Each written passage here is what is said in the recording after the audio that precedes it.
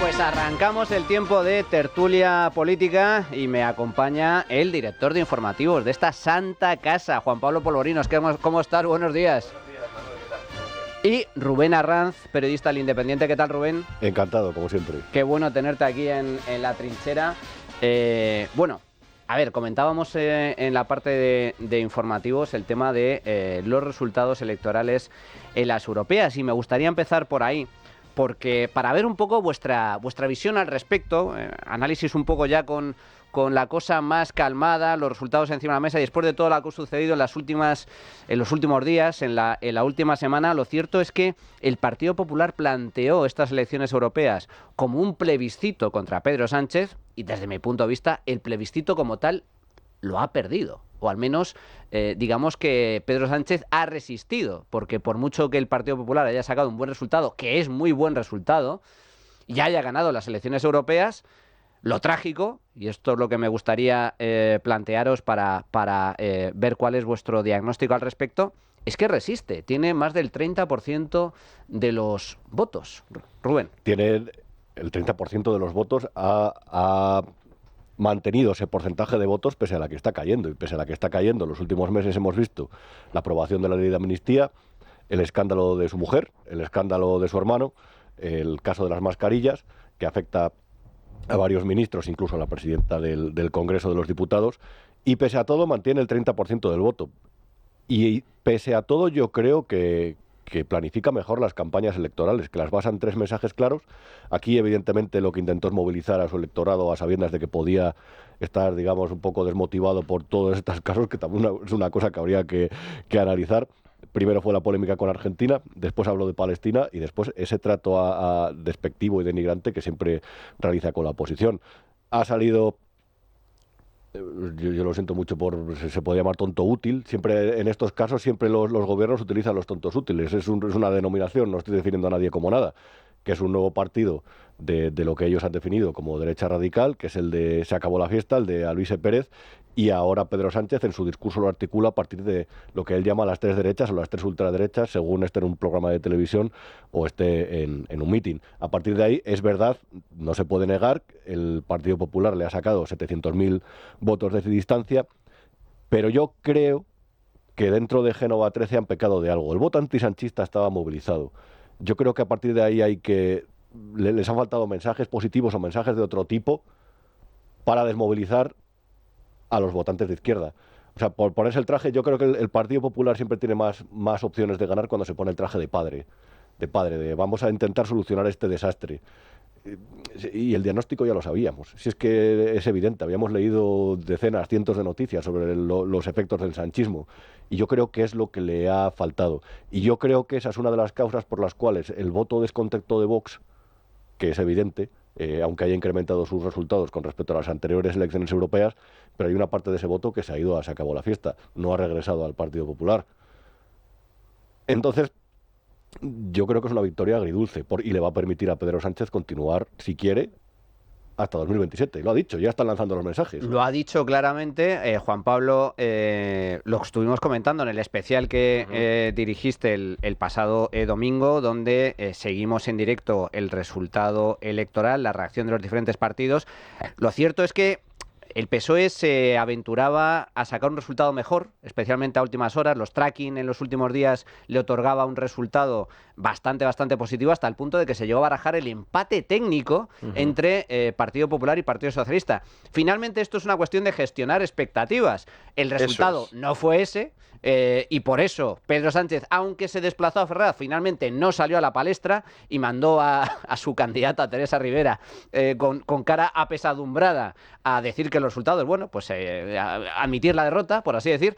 Pero lo cierto es que venían de una perspectiva muchísimo peor semanas antes, con lo cual, al final, resultado agridulce. Bueno, yo comparto una cosa, y es que el Partido Popular no hace buenas campañas electorales. Esto es cierto. Lo que pasa es que a mí, con respecto al Partido Socialista, me sorprende que se sigan creyendo atezanos, que el Partido que se sigan creyendo atezanos cuando elevan tantísimo la expectativa hasta el punto de decir en los últimos días antes de la campaña que están en plena remontada y que incluso que van a ganar. Lo cual a mí me llama la atención, porque unas elecciones muchas veces se miden por un juego de expectativas. Y es en ese juego de expectativas en lo que yo creo que el Partido Socialista ha conseguido enredar a una parte de la sociedad española con un argumentario y una retórica que yo particularmente creo que es muy digna de análisis. Pues si os fijáis, el pasado 23 de julio, en las elecciones generales, la frase, y va a ser una de las dos frases por las que pase a la historia el presidente del gobierno. La primera es no, y la segunda es somos más. Esa frase que pronunció en el balcón de Ferraz el día 23 de julio. Ese somos más, en estas elecciones europeas ha quedado sustituido por un somos menos. Y somos menos por dos motivos. En primer lugar, porque el Partido Socialista, con respecto a las últimas elecciones europeas, se ha dejado 2 millones de votos. Y en segundo lugar, porque la distancia del Partido Popular con el Partido Socialista se ha incrementado hasta los 700.000 votos, desde los 300.000. Cuando tú pierdes 2 millones de votos con respecto a las últimas europeas, cuando tú consigues que el rival directo duplique la diferencia con respecto a ti en unas elecciones con una circunscripción única, es decir, donde cada voto, es lo que vale, no hay la distorsión de la ley D'Hondt, yo creo que el partido, y sobre todo cuando tus socios, a excepción de algunos, como por ejemplo Bildu, que ha sacado buen resultado, cuando tus socios han sufrido una severa erosión otra vez más en las elecciones europeas, la conclusión es que el somos más, porque Pedro Sánchez ya no mide las expectativas en unas elecciones con respecto a lo que es solamente el Partido Socialista. Él mide las expectativas de un bloque al completo. Y entonces Pedro Sánchez coge y dice, bueno, pues somos más porque estoy contando a Puigdemont. Todo lo demás, todo lo que no me va a votar a favor en la investidura, es la ultraderecha, que yo creo que esta es otro de las grandes frases del presidente del gobierno. Ahora, la ultraderecha es todo lo que no me vota, lo cual habla muy bien de la desnortada concepción de la democracia que tiene este presidente del gobierno. Pero ya digo, ¿somos más? Pues yo creo que no, que ahora mismo el bloque de Pedro Sánchez somos menos. Pensemos, por ejemplo, en Yolanda Díaz. La erosión que ha sufrido, el desgaste brutal y la semana que lleva la vicepresidenta del gobierno cuando dice que se va y eso es un mérito, cuando dice que no se va, pero que eso es política también de la buena, y cuando dice que al final pues se queda para coordinar, o sea que dimite, pero se queda, y eso es política todavía de la mejor. Entonces, no son más, son menos y van siendo cada vez menos. La pregunta que yo me hago es, ¿y esto daría para que cuando haya unas elecciones generales el bloque de la derecha supere al bloque de la izquierda? Y ahí tengo serias dudas, porque es verdad que el PP y Vox en este caso se enfrentan a una máquina que en su día ideó Pablo Iglesias, que era la de el PSOE con la izquierda, la extrema izquierda y los nacionalismos y el independentismo contra la derecha en España. Y así es muy difícil. Por tanto, hay algo en lo que me gustaría poner el acento, y es en que más allá de criticarse, que yo entiendo que lo hagan, la necesidad que tiene este país es que el PP y Vox se pongan tan de acuerdo como se han puesto en los 150 ayuntamientos que gobiernan y en todas las autonomías donde lo hacen en coalición. Y yo creo que esto sería importante para tener por lo menos una unidad de acción frente a la embestida de Pedro Sánchez y sus socios. Yo creo que la primera lectura, sobre todo si se ve con la perspectiva de lo que ha pasado en otros países europeos, la derecha ha vencido de forma clara, de forma contundente. Los resultados en Francia absolutamente históricos. También ha ganado o ha sacado una posición muy relevante en Alemania, en Bélgica. Pero claro, lo que ha sucedido en estos países es que Macron ha convocado elecciones legislativas. El primer ministro de Bélgica ha dimitido ante el auge de la derecha. Yo creo que el plebiscito que planteaba el Partido Popular era algo parecido, es decir, que la victoria de la derecha fuera tan contundente, o el desplome de la izquierda tan contundente, que Pedro Sánchez se viera obligado de alguna forma a dimitir. Pero de dimitir nada, como bien comentaba Rubén, 3 años, y 3 años da para mucho. Claro, yo creo que el caso de Francia, por ejemplo, debería concitar un debate en la derecha nacional. Entre otras cosas porque yo creo que el discurso de la derecha o de las derechas francesas peca menos de complejo, peca menos de eso, del cómo me van a responder o cómo van a responder ante los debates que estoy planteando. Y básicamente yo creo que aquí lo que falla es que la derecha en las campañas se dirija a las condiciones de vida y que levante el velo sobre un tema que puede parecer polémico, pero es el de la inmigración. Es decir, no pasa nada por hablar de la inmigración, no pasa nada. Es decir, aquí no habla nadie de la inmigración, por plantear, claro, sí. Eso es, porque existe como cierto complejo al qué dirán. Y eso no existe en el otro lado. De hecho, bueno, es todo lo contrario. Es decir, cuando un presidente del gobierno se permite el lujo de, cuando le conviene, situarte en el terreno de los ultras, cuando eres la derecha moderada de un país, a lo mejor tendrías que decir, bueno, si esta persona ha roto esos límites o ha pasado esas líneas rojas, a lo mejor yo no tengo que desvergonzarme, tengo que demostrar un poco más de valor a la hora de enarbolar el discurso. Y luego está el tema, me parece muy interesante, sobre cómo quedarían los bloques en el caso de que hubiera unas elecciones generales. Y me llama mucho la atención lo del el caso de Sumar. Me llama mucho la atención el caso de Yolanda. Yolanda Díaz, siempre, el otro día la escuchaba en la entrevista con Inchaurrondo y con Mar Sala, por supuesto, agresivísimos, como siempre que va alguien alguien del gobierno. Estoy siendo irónico, por supuesto, es una vergüenza. Incidiendo con preguntas, preguntas complicadas. No sé a vosotros, pero a mí esta mujer, cuando hablaba de lo de los beneficios elocuentes, los beneficios que se expresan con claridad, yo siempre he dicho que no soy muy elocuente, como los beneficios, pero bueno, a mí me recuerda siempre esta mujer a los típicos actores de la asociación vecinal de Moratalaz, que hacen una obra de teatro y que entran tarde, entran mal, y no se sabe lo que dice, que está todo aprendido, está todo el discurso como alambicado. Y todavía es verdad que se ha desplomado, pero todavía lo que me llama la atención es que esa izquierda de un discurso tan cursi, tan oportunista, tan pegado al último tuit, tenga 811.000 votos de apoyo y tenga tanta representación, porque es la nada más absoluta. Nadie sabe realmente qué es Yolanda Díaz cuando se desmaquilla y se pone el pijama. ¿Qué es esa señora? Todo es una pose en ella. Y al final es vicepresidenta del gobierno, no nos olvidemos. Más allá de su decadencia, más allá de sus resultados, más allá de las pugnas internas, más allá de Rejón con el cuchillo en la sede de Sumar, es vicepresidenta del gobierno. Vicepresidenta del gobierno y ministra de Trabajo. María Jamardo, ya estás aquí, ¿qué tal? ¿Cómo estás? ¿Qué tal? Muy buenos días Bienvenida, a todos. Bienvenida a esta trinchera. Estamos comentando un poco el balance del resultado electoral de las pasadas europeas, que ha tenido repercusiones también a nivel nacional. Comentaba Rubén la crisis de Sumar. Ahora hay una gestora al frente del partido, Yolanda Díaz da un paso... No, iba a decir un paso atrás, no da un paso atrás, da un paso al lado, a la espera de qué es lo que sucede, pero hay que recordar, la crisis de Sumar, que es la crisis de Yolanda Díaz, que se ha caracterizado por registrar derrota tras derrota en todas las elecciones a las que se ha presentado, incluido en su propia tierra, en Galicia, no deja el cargo y es importante porque Sumar, al fin y al cabo, es el socio de gobierno, está en un gobierno de coalición con el Partido Socialista. María.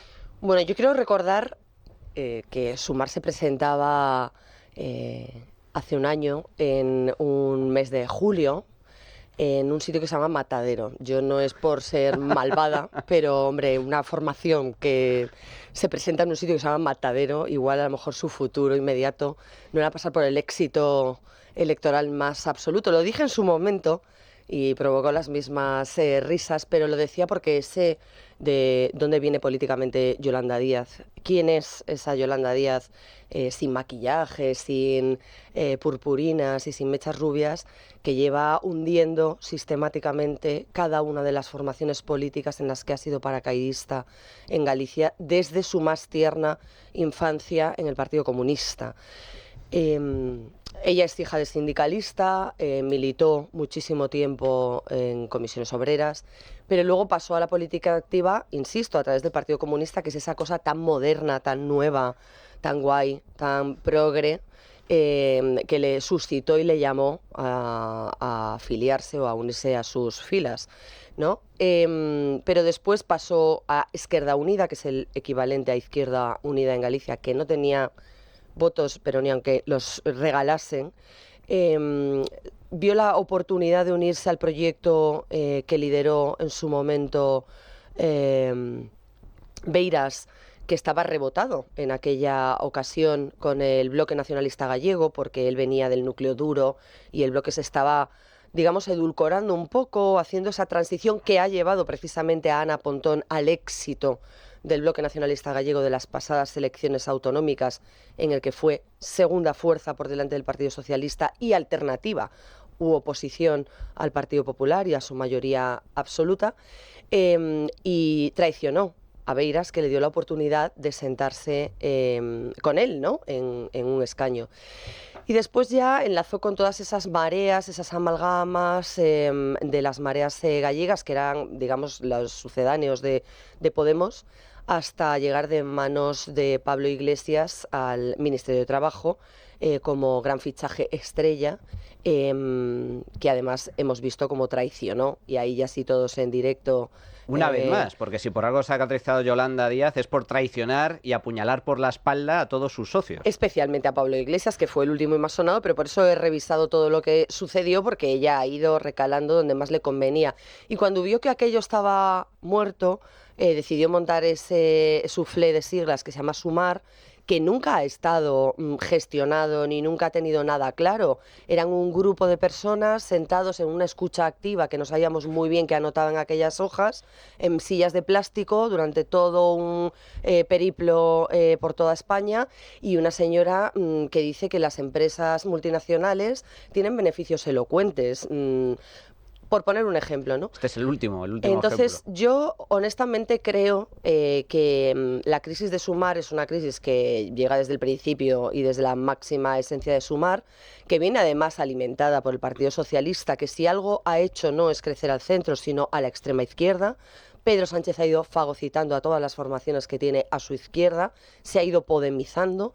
Todas las medidas que propone y todas las amenazas que tenemos sobre la mesa, incluidas las últimas a la prensa y a los jueces y magistrados de este país, son medidas bolivarianas, y en esta línea se ha ido moviendo y ha ido aprovechando pues las circunstancias para ir, insisto, fagocitando a todo aquello que se movía a su izquierda, aunque él decía que pactaban para formar gobiernos de coalición. Un gobierno de coalición, por muchas diferencias que pueda tener en los planteamientos políticos de cada una de las identidades de las formaciones que lo integran, no puede tener crisis como saber si tiene que continuar o no en la OTAN, saber si está o no de acuerdo con la posición que tenga España con respecto a Israel, saber o no si quiere invertir más o menos presupuesto de todos los españoles en defensa. Es decir, entonces, honestamente creo que en Europa, pero también en España, aunque hayamos sido un poco una anomalía, ¿no?, una excepción ibérica junto con Portugal en esas elecciones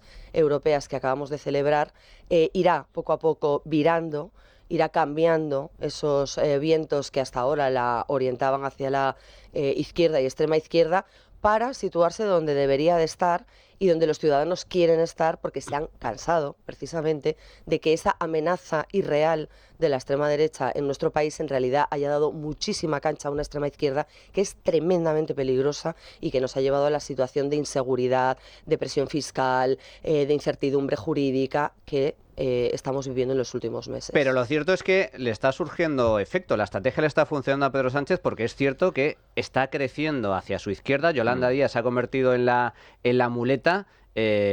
Hasta cierto punto está siendo muy útil para el Partido Socialista, porque su fracaso también es la victoria hasta cierto punto del PSOE, que crece por ese lado. Y al mismo tiempo, yo no sé si veremos a Yolanda Díaz quizás el día de mañana en las filas socialistas. Tampoco me extrañaría después de todos estos bailes que ha ocasionado. Pero junto a la caída de Yolanda Díaz y el crecimiento hacia la izquierda del Partido Socialista, tenemos un fenómeno nuevo, Alvise, se acabó la fiesta, que alimenta y apoya y ayuda al discurso de Pedro Sánchez de que viene el fascismo, la ultraderecha está aquí y todos atentos, hay que movilizarse. Yo pondría el acento en todas las veces que el presidente del gobierno menciona la palabra Alvise, hasta 6 en la sesión de control del Congreso de los Diputados, y es que yo creo que de alguna manera el sueño dorado del presidente del gobierno es concurrir a unas nuevas elecciones generales cuando haya terminado de vampirizar no solamente a sus socios, sino también a su principal socia de gobierno, que es Yolanda Díaz. El caso de Yolanda Díaz no le está costando absolutamente nada, ahora entrar en el tema de Yolanda, pero y concurrir a esas elecciones generales con un Partido Socialista más fuerte a costa de sus socios. ¿Le va a valer? pues yo creo que lo tiene complicado, porque si tú no tienes unos socios fuertes, el Partido Socialista, como es una formación política que ya no se limita a ganar elecciones, sino que lo único que pretende ser es la primera de un bloque, pues yo no sé si le va a dar al presidente del gobierno en esta estrategia. Y en el caso de Yolanda, yo es que, como es una formación política en constante construcción, en constante refundación, es decir, el acto de fundación, el acto fundacional de Sumar fue hace 2 o 3 meses, o 4, como muchísimo, no creo más. Y es una formación política que en realidad es nada, es una amalgama heterogénea de distintas formaciones políticas, con sensibilidades muy distintas, con intereses muy distintos, porque cada formación política allí quiere sobrevivir en cada territorio donde esté implantado.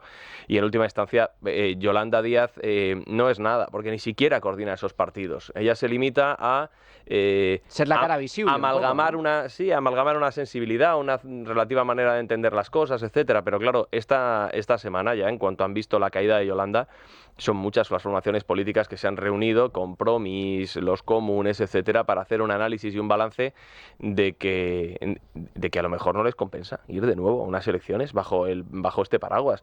Entre otras cosas porque Yolanda Díaz está sufriendo una erosión por parte del presidente del gobierno que es muy medida, pero que puede ser muy perniciosa también para sus intereses electorales, porque si Sumar no está fuerte, Pedro Sánchez le va a costar muchísimo volver a reeditar una mayoría de gobierno en España.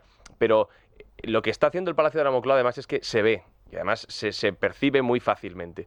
Cuando Yolanda Díaz lleva insistiendo desde hace un año en que quiere viajar a Palestina, que por el amor de Dios le dejen viajar porque tiene que reunirse con su homólogo palestino, y hay un forcejeo que a la luz pública se está viendo, que está perdiendo Yolanda Díaz cuando le dicen no viajas, no, es que el ministro no sabe absolutamente nada, Álvarez, de esto, etcétera, etcétera. Cuando el presidente del gobierno, Pedro Sánchez, se coloca delante de los empresarios y dice que los servicios públicos de empleo en España, que dependen del Ministerio de Trabajo, es decir, de la vicepresidenta Yolanda Díaz, no funcionan bien, lo que está haciendo Pedro Sánchez clarísimamente es una labor de demolición y de erosión de su socio político, porque sabe que de ahí extrae una gran cantidad de voto, y hay un caudal de voto importante ahí, porque hay 30 y tantos diputados que se los está quedando él. Y yo creo que Yolanda Díaz va a superar en España un récord, porque hemos visto todos muchas formaciones políticas que han desaparecido del panorama nacional. UCD, UPyD, Ciudadanos, Podemos está en pleno proceso de desaparición. Esta semana estaban felices Isa Serra y también Irene Montero. Están contentísimas en Bruselas. Porque van a poder vivir durante 15 años de no tener un trabajo privado, sino otra vez un sueldo público. Y muy bueno, por cierto. Pero tienen pensión, además, ¿no? Después de esta legislatura. No, ahora ya no. Ahora ha estado disfrutando de la pensión, de su sueldo ahora como diputadas, pero ahora ya van, evidentemente, a Europa y van a cobrar pues entre 15 y 20.000 euros al mes. Está mal, lo cual yo creo que no está nada mal. Pero yo digo, Sumar va a ser una de las formaciones políticas que con mayor velocidad emerja y con mayor velocidad se degrade. Y todo por la falta y ausencia de liderazgo político de Yolanda Díaz, que nos dijeron y nos vendieron que era la mejor ministra de Trabajo de la historia de la democracia. Cuando esta semana hemos visto datos de Eurostat, por ejemplo, que dicen que uno de los principales problemas del crecimiento de la pobreza en España sea la precariedad del trabajo que se está creando. Pues hombre, ¿dónde está el éxito? Por cierto, algunos gurús que trabajaban, y creo que de alguna forma todavía siguen en la órbita de Moncloa, decían que Yolanda Díaz iba a ser la próxima presidenta del gobierno, la primera presidenta del gobierno de España. Rubén, sobre Yolanda Díaz, y también me gustaría saber tu opinión sobre la fragmentación de la derecha, porque esta también es otra. Mientras el PSOE se está comiendo a la extrema izquierda, por la derecha ya no son... Volvemos a 3 formaciones. Antes era PP, Ciudadanos y Vox. Desaparece Ciudadanos, pero hay ahora PP, Vox y Alvise. Alvise, por cierto, que ha sacado un resultado excepcional, espectacular a nivel europeo, casi 800.000 votos, 3 eurodiputados, y que ya habla abiertamente de que se presenta o se pretende presentarse a las elecciones generales cuando convoque Pedro Sánchez. Bueno, por no dejarlo coleando, hay gurús que en realidad a lo mejor eran simplemente vendedores de crecepelo, y la verdad es que a ellos les va bien, porque el antes y el después a lo mejor no es crecepelo, sino un implante, pero bueno, más allá de eso, hay una cuestión que a lo mejor en Sumar se han dado cuenta ya, y es que todos los ríos van al mar y el mar nunca se llena, todas las revoluciones terminan en el PSOE, y me parece a mí que esta izquierda radical, renovada, que surgió a principio de esta segunda década ominosa que hemos vivido tan lamentable en España, tarde o temprano terminará teniendo un papel residual y el resto integrada en el Partido Socialista. ¿Por qué? Pues porque el PSOE es el partido que le dice a los votantes lo que quieren escuchar. Interpreto el rol que a ti te parece bien.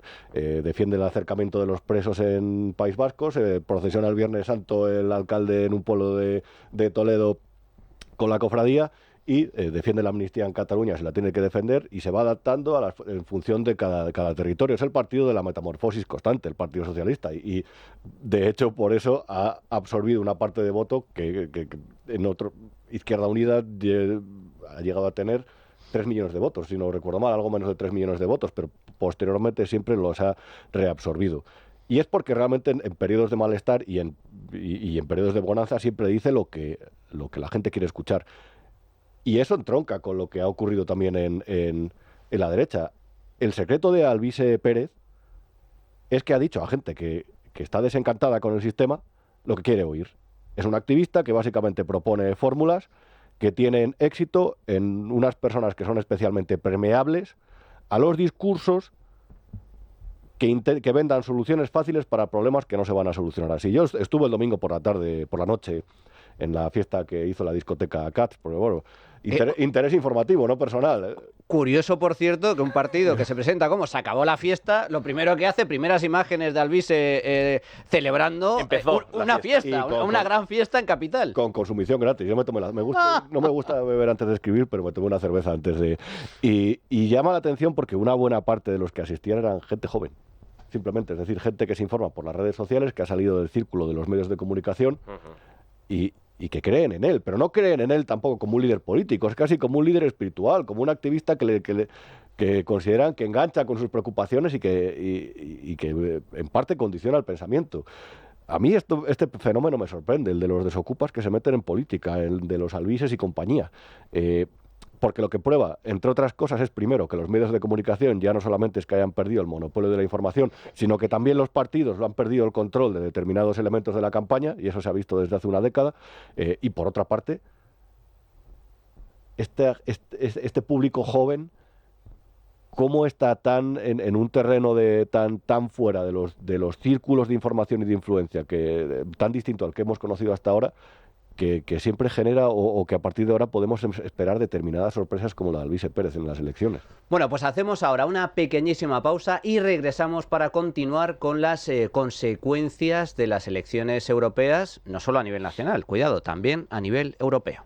La trinchera de Llamas, con Manuel Llamas. Bueno, pues estamos de regreso en la tertulia política y como comentaba antes, una cosa son las repercusiones a nivel nacional, pero otra, y también muy importante, las repercusiones a nivel europeo. Después del resultado de las pasadas elecciones europeas el domingo, lo cierto es que ha habido un cambio histórico. La derecha...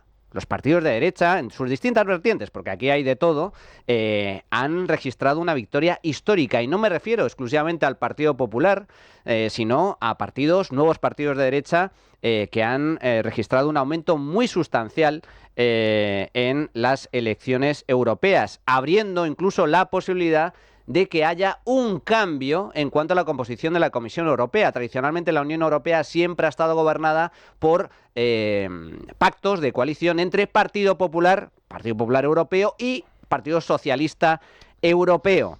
La actual presidenta de la Comisión Europea es lo que pretende. Quiere reeditar ese pacto con socialistas y con los verdes, a pesar de que se han desmoronado en las pasadas europeas. Pero no todo el mundo piensa igual.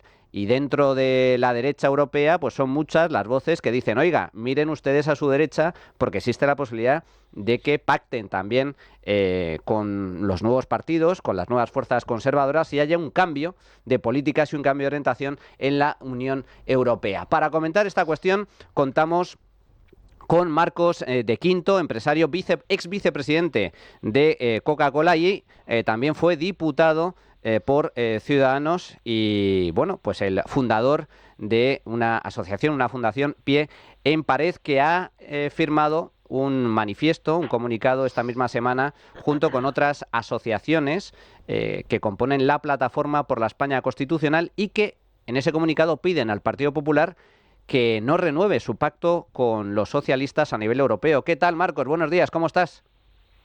Buenos días, muy bien. Muy bien. Bueno, pues un auténtico placer tenerte en la trinchera. Cuéntanos, ¿qué es lo que reflejáis? ¿Qué es lo que le pedís al Partido Popular Europeo en ese comunicado que habéis firmado cerca de 100 asociaciones? Sí, bueno, lo primero lo que tú has comentado. Ha habido una victoria aplastante del centro derecha y de la derecha en Europa. Y además has hecho muy bien en hablar de esto de las derechas, porque hay que desterrar un poco el lenguaje que nos tratan de imponer estos fascistas de izquierda. Es decir, aquí hay un centro derecha, incluso un centro derecha que yo diría incluso algo socialdemócrata, y una derecha conservadora en Europa, que han ganado, yo creo que han sido 300, sumándolos, 396 escaños, y la derrota de la izquierda pues ha sido clamorosa. Simplemente, por ejemplo, en el caso de Alemania, donde el partido, que ese partido, a diferencia del PSOE en España, sí es un partido socialdemócrata, en Alemania pues ha quedado como el tercer partido. Luego, nosotros, ante este cambio y ante lo que han expresado los ciudadanos europeos, lo que estamos pidiéndole al Partido Popular aquí en España es que escuchen lo que está diciendo no solamente los españoles, los votantes españoles, sino toda Europa, que es, por favor, ese pacto histórico que siempre ha tenido el Partido Popular Europeo, que siempre ha votado junto a los socialistas y junto a los verdes y también los liberales, pues que se lo replanteen, que no lo renueven y que miren de una vez por todas este centro derecha europeo, este Partido Popular Europeo, que mire a la derecha conservadora, que mire lo que está sucediendo en Francia con Marine Le Pen o en Italia con Giorgia Meloni y que busquen una nueva alianza. Eso se lo hemos solicitado porque yo entiendo que después de esta campaña de las europeas, después pues del impulso que ha habido entre el Partido Popular y el Partido Socialista Obrero Español de Sánchez, pues sería como una especie de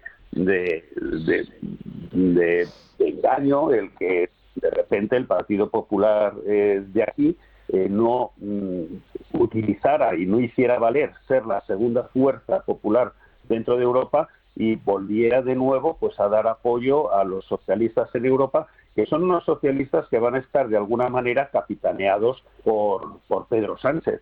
Sería algo inconcebible que dentro de ese acuerdo para una comisión, pues imagínate que González Pons, como ya ha presumido en campaña de es que nosotros luego siempre en Europa votamos junto a los socialistas, pues que apoyara alguna aberración como que el Teresa Rivera, por ejemplo, pues fuese una de las miembros del Consejo, pues llevando los temas de medioambientales o llevando los temas energéticos.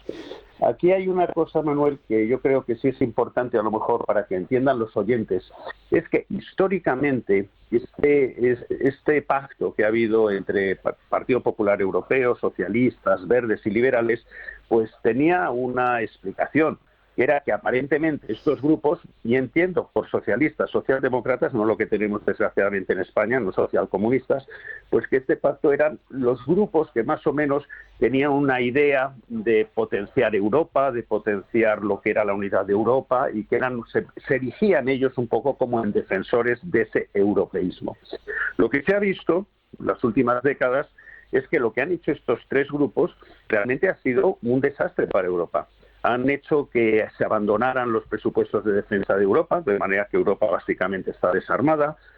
Han hecho unos pactos verdes con el resultado de abocar prácticamente a la ruina parte de nuestra industria, y sobre todo a la industria automovilística, con unas decisiones que nadie entiende, o de colocar en una situación de precariedad a la agricultura, porque se han dedicado a poner unas normas para nuestra agricultura que no aplican luego a países terceros. Pero sobre todo, algo que sí toca mucho a la gente en Europa, que es que han estado observando una creciente islamización de Europa y un deterioro de nuestras raíces culturales. Luego, cuando dices, bueno, es que el pacto de esta gente era para defender Europa, pues no lo han defendido. En estos momentos, yo creo que quien está defendiendo Europa, la cultura europea, cuando están alarmados respecto a la islamización que sucede en Europa, pues son gente como podría ser Marine Le Pen, como pudiera ser Giorgia Meloni, y no gente como Macron. Y en este sentido, yo creo que hoy en día la defensa y la protección de Europa está más, en el sentido está mucho más protegido si el PP mira más hacia su derecha en vez de mirar hacia hacia Pedro Sánchez. En fin, Marcos, lo que yo creo es... ¿cuál es tu opinión? Porque todo apunta a que Ursula von der Leyen pretende renovar su presidencia al frente de la Comisión Europea, está intentando llegar a un acuerdo con, una vez más, con los socialistas y con los verdes, pero dentro del Partido Popular Europeo hay voces críticas. De hecho, en las últimas horas se ha conocido que algunos eurodiputados o formaciones que forman parte de esa familia de los populares europeos, especialmente pertenecientes a los países del este de Europa, pues no están de acuerdo con reeditar esa coalición, ni están de acuerdo con que Ursula von der Leyen revalide su mandato. ¿Hay alternativa al respecto? Si no es Ursula, ¿quién puede ser? Bueno, yo tengo mi propia apuesta por ello. Lo primero, lo que es importante es lo que tú has dicho, es decir, que los partidos populares de Europa, y de nuevo te digo, el Partido Popular Español es la segunda fuerza dentro del Partido Popular Europeo, que de repente que hagan valer su fuerza para decir que von der Leyen no tiene que revalidar. Hay otra gente, como por ejemplo Antonio Tajani, que es también del Partido Popular Europeo, pues es una persona que conoce muy bien España, habla perfectamente español, es un gran amigo de España y que perfectamente podría sustituir a von der Leyen. Y lo que sí hay que hacer es en estos momentos esa presión para que von der Leyen no haga lo que a ella le guste, porque si a ella le gusta estar con los socialistas, no quiere decir que los ciudadanos europeos que han estado votando en estas elecciones, incluso que hayan estado votando al Partido Popular, les guste esa decisión. Ella se ha precipitado estrepitosamente porque nada más terminar las elecciones ya ha anunciado que va a revalidar eso y dices, oiga, pero es que ni siquiera usted ha escuchado en estos momentos a los miembros del Partido Popular de los demás países. Es por eso la razón que nosotros hemos impulsado desde la plataforma por la Asamblea Constitucional, que aúna más o menos a 70 organizaciones de la sociedad civil, pues hemos hecho este comunicado pidiéndole al Partido Popular que por favor que haga valer su fuerza para impedir una atrocidad que sería una vez más que el Partido Popular diera un balón de oxígeno en estos momentos a Pedro Sánchez, porque pactar con los socialistas europeos es pactar con Pedro Sánchez, que es realmente el líder no solo del Internacional Socialista, sino quien va a llevar la voz cantante dentro del socialismo europeo. Y el Partido Popular yo creo que no está sucediendo, se dan las condiciones aquí en España para que ese pacto de nuevo se renueve con un partido que no es socialdemócrata, sino, como te he comentado antes, es socialcomunista. Marcos de Quinto, fundador de la plataforma Pie en Pared. Muchísimas gracias, fuerte abrazo. Un fuerte abrazo, gracias. Von der Leyen lo ha dicho ya de forma taxativa.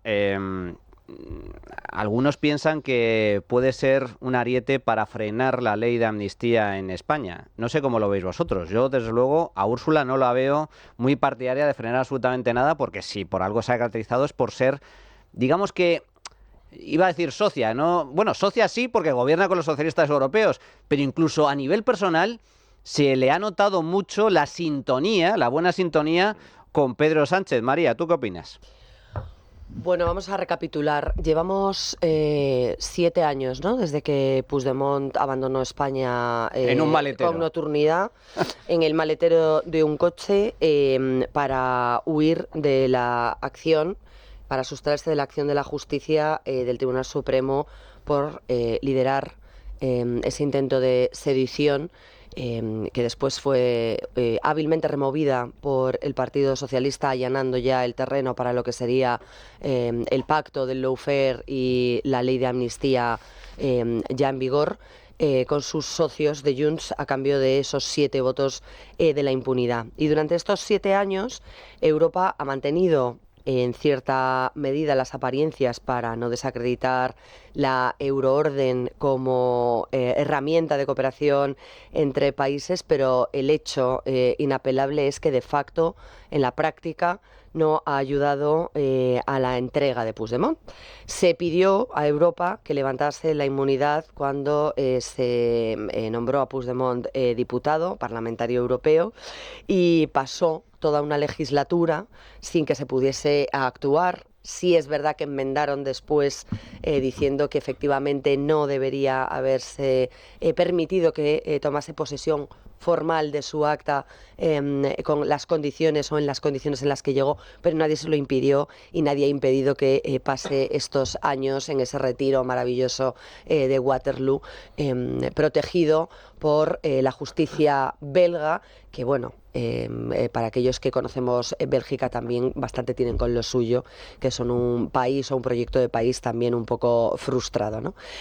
Pero a mí me parece que fiar a Europa o al marco europeo como única barrera de contención la inconstitucionalidad de una amnistía que es evidentemente oportunista y que es el pago a un servicio prestado por 7 diputados de Junts, pues es una utopía. Creo que hay mecanismos en España, y hay que decirlo, para frenar la aplicación de la ley de amnistía. Creo que no tienen mayor autoridad ni moral ni jurídica los jueces, los miembros del Tribunal de Justicia de la Unión Europea, de lo que lo pueden tener los magistrados del Tribunal Supremo en nuestro país.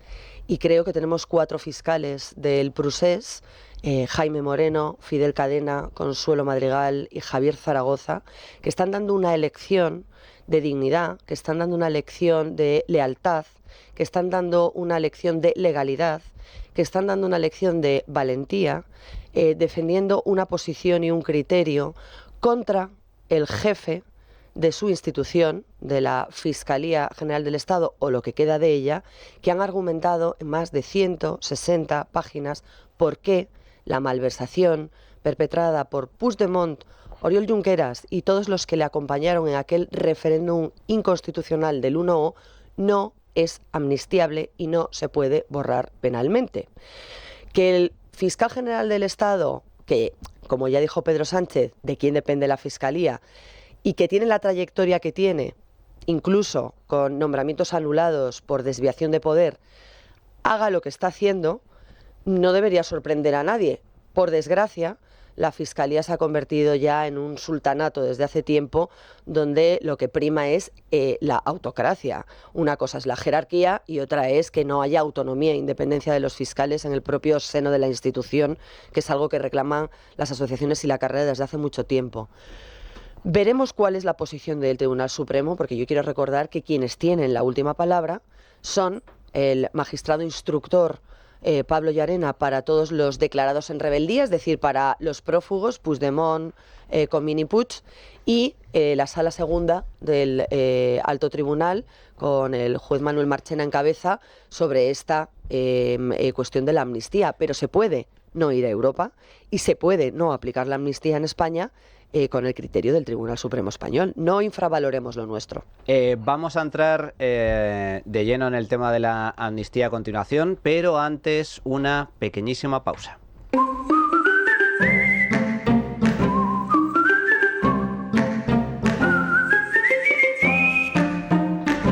Si el agua de tu casa tiene bastante cal y estropea la maquinaria y los sanitarios, no te preocupes porque tenemos una buena solución. ¿Qué podemos hacer para solucionar estos problemas? Antonio Ruiz, buenos días. Hola, muy buenos días, Adrián. Pues lo que han hecho más de 460.000 usuarios en estos últimos 30 años, probar Masical para evitar que la cal se vaya pegando en grifería, tuberías, sanitarios y la maquinaria por la que circula el agua. También eliminar la que se ha ido formando, esa cal que está dentro de los conductos por donde el agua pasa, impedir que nos pique el cuerpo cuando salimos de la ducha, que es un problema que mucha gente padece y que lo provoca la cal del agua, y mejorar el funcionamiento de nuestras lavadoras, lavavajillas, calentadores y calderas de agua, que además van a funcionar mucho mejor y más tiempo. Entonces, ¿quién instala Masical y cómo se coloca? Lo coloca sin obras el propio usuario, no tenemos que llamar a ningún técnico, es sumamente fácil, viene perfectamente indicado. Son 2 piezas como 2 medias lunas, dos mitades del tamaño de un paquetito de tabaco, que van cogidas rodeando la tubería de entrada principal del agua de casa, que se localiza junto al contador del agua o la llave de paso. Además no consume absolutamente ningún tipo de energía, nada de nada, no tiene mantenimiento. Disponemos de diferentes modelos dependiendo de la dureza del agua de cada zona, claro. Tenemos Masical Hogar para aguas duras, o bien podemos optar por Masical modelo Premium para aguas muy duras. ¿Y qué garantía entregáis? Pues es el producto más garantizado del mercado, Adrián, porque nosotros entregamos a todos nuestros clientes una garantía de funcionamiento ilimitado, dura toda la vida, más de 100 años, y lo mejor es que lo podemos tener de prueba un año entero en nuestra vivienda, en nuestra comunidad de propietarios, en nuestro negocio, en cualquier lugar que queramos mejorar la calidad del agua, y en caso de que no nos convenciera, devolverlo y recuperar íntegramente nuestro dinero. Bueno, Antonio, entonces, ¿cuánto cuesta Masical? ¿Será muy caro? Es muy barato, pero muy barato. Vale 99 euros un masical, pero es que te damos otro de regalo. 2 masicales al precio de uno, no pagas gastos de envío y además lo recibes en un par de días, 2 o 3 días. Nos puedes llamar ahora al 968 310066, recibes 2 masicales al precio de uno, como digo, solo 99 euros, gastos de envío gratis. 968 310066. Pues ya lo saben, aprovecha la promoción y llama al 968 310066, 968 310066 o también en masical.es.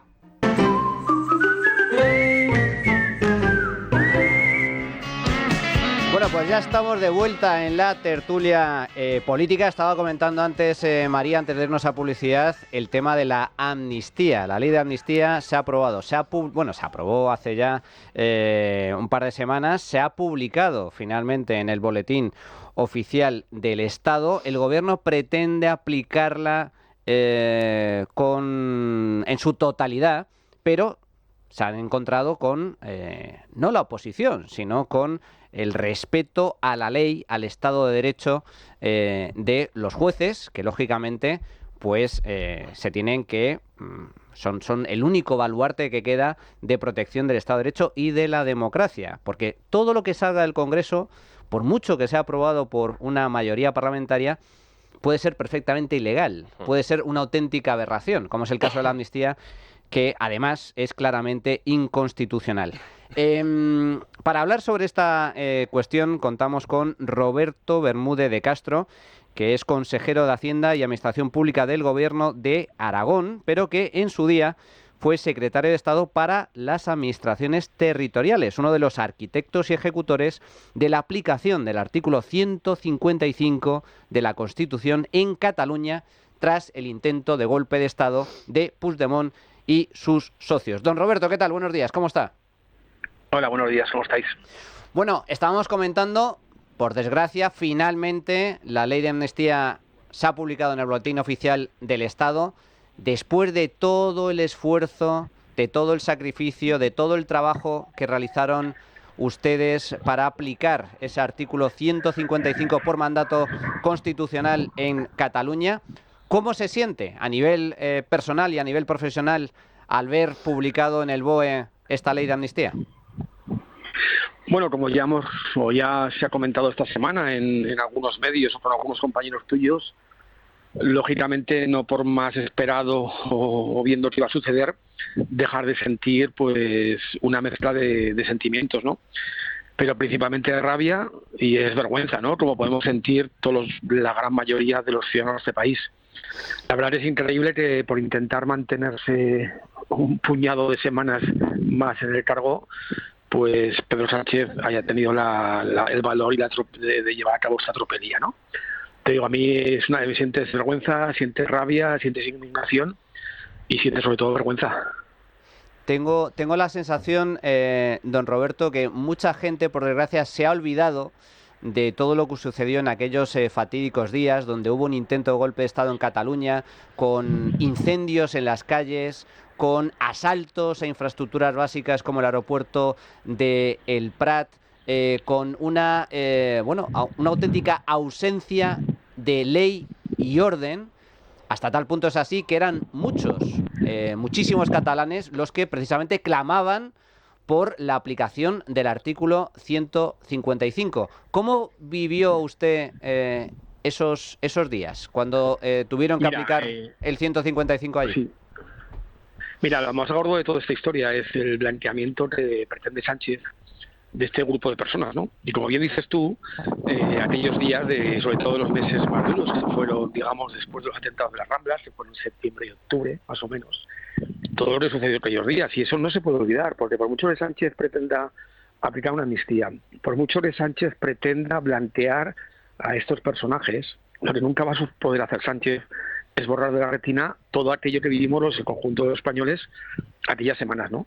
Yo pues tengo recuerdos de hechos gravísimos y que hay que recordar todos los días. Por ejemplo, os acordaréis de Carmen Forcadell, subida encima del capó de un coche con un megáfono en la puerta del Tribunal Superior de Justicia de Cataluña, amenazando y con soflamas en contra de los jueces que tenían retenidos y estaban tomando declaración a un grupo de independentistas de la Consejería de Economía que habían incumplido y habían derivado dinero para otras cosas, o aquellos, a los Jordis, subidos a 2 guardos todoterrenos de la Guardia Civil en apoyo de la Consejería de Economía, que aparte de los todoterrenos fueron saqueados por una turba de gente, ellos dos también con soflamas encima de los coches, o la propia secretaria judicial que tuvo que salir por una ventana en pleno registro porque no le dejaban salir por la puerta, ¿no? Estos son 3 simples detalles, además de, como decías tú, la toma del Prat, la toma de Sants y muchas otras cosas que pasaron esos días que no se pueden olvidar y que tenemos la obligación día tras día de repetir, que se ha dado una amnistía por un montón de hechos, que esto es una mínima parte, pero que hay algunos gravísimos, como desviar dinero público, que era para pagar la sanidad, para pagar la educación y para pagar los servicios sociales, pues para pagar embajadas, para comprar lobbies y para comprar voluntades fuera de España para intentar vender una imagen de España que en ningún caso la cierta. Yo quería preguntarle a don Roberto, buenos días, rememorando lo que sucedió aquellos días, si cuando ustedes entraban en los despachos se encontraban en algunos de los dirigentes independentistas que todavía permanecen hoy en las instituciones, se encontraban o se los encontraban haciendo un valeroso ejercicio de defensa de la República Catalana, o por el contrario se mostraban colaboracionistas con la aplicación del artículo 155. Lo digo por contrarrestar un poco la idea que existe de que bueno, había un frente de resistencia independentista frente al Estado español que era una cosa que enardecía desde luego las calles. ¿Ustedes encontraron eso en los despachos cuando se encontraban con los dirigentes independentistas? Cuando llegamos allí, nosotros no llegamos ahí, digamos, entrando en las consejerías, nosotros sí que es verdad que acudíamos todos los días y teníamos controles constantemente con ellos. Y si tú me preguntas a mí una palabra exacta que pudiese definir cuál era la actitud de ellos, pues sumisión, ¿no? Sumisión absoluta. Pero sumisión absoluta de Pere Aragonés, del Sartadi, de Puigneró, de toda esta gente que luego ha ocupado cargos importantes en la Generalitat. Que son prácticamente todos los que están ahora, ¿eh? Todos, pues cuando llegamos allí, su actitud era de temor hacia el Estado, de pavor hacia lo que estaba sucediendo y de sumisión. Mira, el primer día que llegamos allí, que era un lunes, llegamos 3 personas, con normalidad, estuvimos en un despacho hablando de que íbamos a actuar de determinada manera, que a partir de ahora todos los acuerdos del Consejo de Ministros los iba a decidir el Gobierno de España y que no se movía un papel sin saberlo el Gobierno de España. Nosotros pensábamos que iban a dimitir en bloque o que iban a tomar alguna postura de rebeldía, ¿no? Pues no fue en ningún caso así. Nosotros estábamos preparados para lo peor y de todo aquello que llevábamos preparado para lo peor no sucedió nada.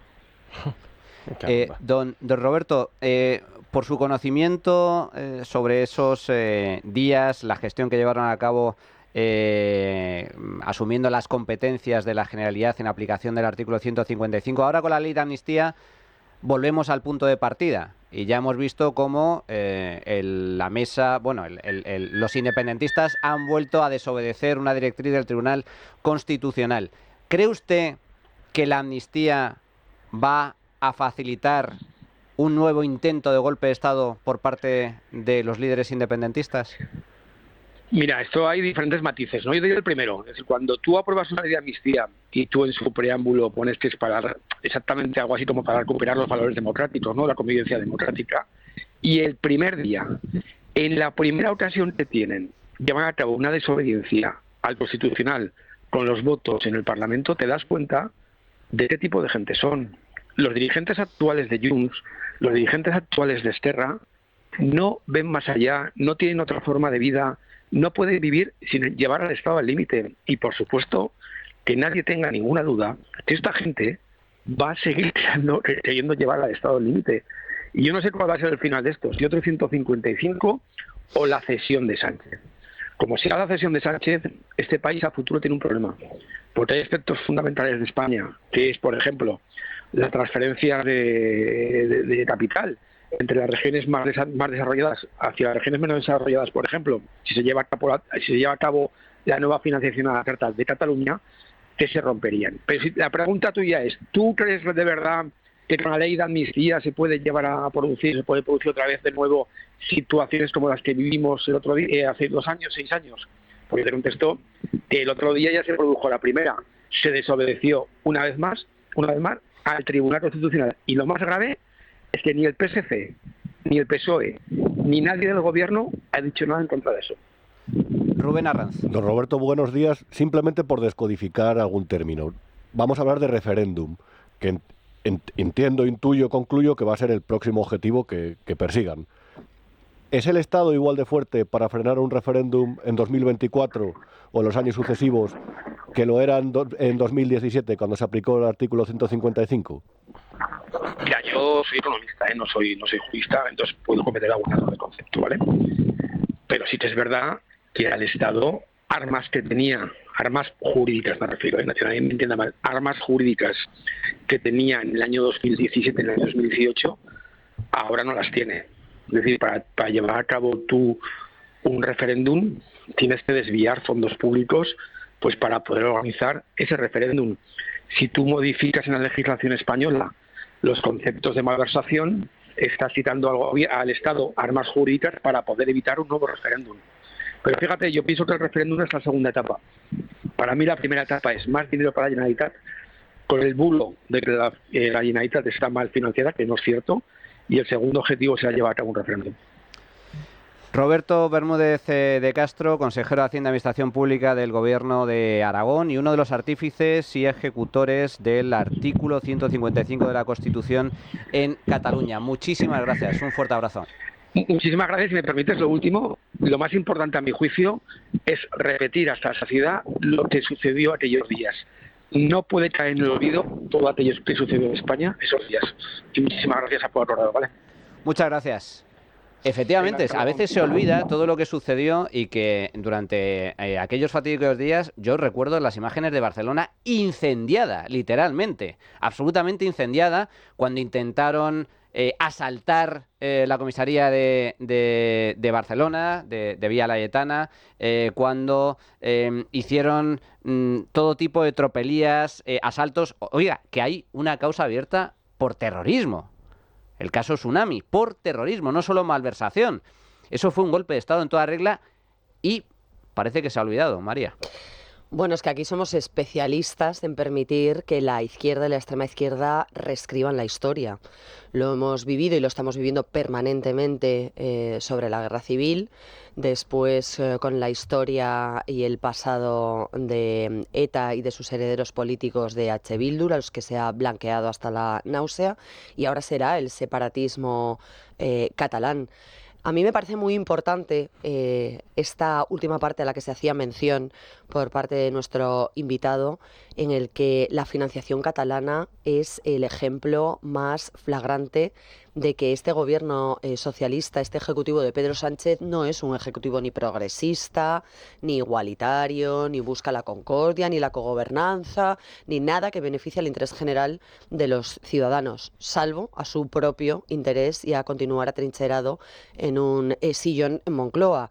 Y a la vista está esta cláusula catalana de la que Junts saca pecho, que ha pasado muy inadvertida y que me parece de una gravedad mayúscula, en la que el gobierno español permite a la Generalitat separatista catalana tener una serie de privilegios sobre el resto de comunidades autónomas y ser financiada sin límite, sin control, sin ningún tipo de trazabilidad sobre los fondos públicos, que ya se le perdonaron en 15.000 millones de euros, porque ese es el objetivo de la reconciliación que presume o que presupone la amnistía de Pedro Sánchez, que no es tal, y que actúa en detrimento, por ejemplo, de comunidades autónomas como Andalucía, cuando la ministra andaluza, María Jesús Montero, saca pecho de la necesidad de que los privilegios de la burguesía catalana, que no son ni los catalanes ni Cataluña, de la burguesía separatista catalana, siga alimentando su negocio, el del 3%, como empezó todo el tema del procés. Y esto es inadmisible. vamos hacia un panorama en donde más que un nuevo ataque al Estado de Derecho, un intento de golpe de Estado, lo que estamos viendo es una auténtica cesión por parte del Gobierno a todas las pretensiones. Rubén y Juan Pablo. Muy rápidamente una apreciación sobre lo que estaba comentando antes María con respecto a lo de los 4 fiscales del Tribunal Supremo que de una forma, yo creo, bastante valerosa están poniendo pie en pared frente al fiscal general del Estado, Álvaro García Ortiz, que le queda un mes para estar imputado. Yo creo que está prestándole a Álvaro García Ortiz el último gran servicio al presidente del Gobierno, Pedro Sánchez, intentando orientar la opinión de los fiscales del Tribunal Supremo. Y digo que me llama la atención porque durante estos días veo a partidos que durante los últimos años han sido azote de la corrupción, el Partido Socialista, Podemos, veo a Yolanda Díaz, veo a todos los partidos que son azote de la corrupción, criticando a los fiscales del proceso que lo que quieren es que la corrupción no quede impune como consecuencia de esta ley de amnistía. Y me parece una ironía del destino que yo, desde luego, es algo que, en fin, nunca te sorprenderá España más. Un segundo, Rubén, ahora te doy paso. Antes me gustaría saber cuál es el resultado de la tuit encuesta. Adrián. Pues sí, hoy preguntábamos qué pasará tras la publicación de la amnistía y dábamos 3 opciones en nuestra cuenta de Twitter, @trincherallamas. Y decíamos, se aplicará íntegramente y por lo tanto todos los procesados serán amnistiados de inmediato. También dábamos la opción de los jueces frenarán la amnistía o la Unión Europea anulará la amnistía. Encuesta muy ajustada y con el 44% han votado que se aplicará íntegramente, seguido del 42% de que los jueces frenarán la amnistía y tan solo un 14% confía en la Unión Europea, y esto también nos han dejado los oyentes. Pues por desgracia Sánchez no tiene límite y hará todo lo necesario para estar en el poder. O sea, si le piden un referéndum de autodeterminación, pues lo va a conceder. Y esto pinta mal. Hola, muy buenos días. La amnistía ha sido una traición y una vergüenza para más de media España. Y señores, vamos a la dictadura. Buenos días. Pedro Sánchez no solamente quiere ganar, que lo desearía con todas sus fuerzas y nunca lo ha conseguido y no lo va a conseguir. Pero como no va a conseguir ganar, lo que pretende y lo que está haciendo es controlar toda la administración. Pues por desgracia la ley de amnistía seguirá adelante con tropiezos, caídas, pero con aplicación directa, y los jueces intentarán hacer todo lo que esté en sus manos, lo que la ley le permite, pero ya está. Pero ¿qué vamos a hacer con aquellos votantes, ese 30% que usted comenta? Pues habrá que decirle lo que Page ha dicho. Señores, que el dinero que se gasta en embajada y en el proceso puede ir al bolsillo de los trabajadores, puede ir a los ciudadanos.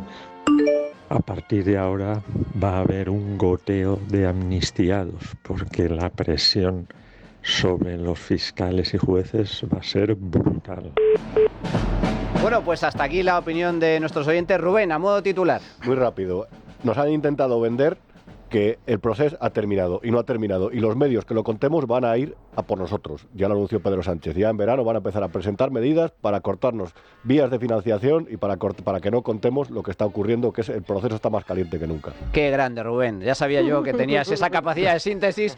Juan Pablo, muchísimas gracias por estar con nosotros. María, un auténtico placer. Muchas gracias. Y a todos nuestros oyentes, nosotros continuamos. Ahora repasamos la actualidad económica en la trastienda y luego la sección de Jesús Úbeda con un tema muy polémico, la prostitución. A continuación. La Trinchera de Llamas. Es Radio.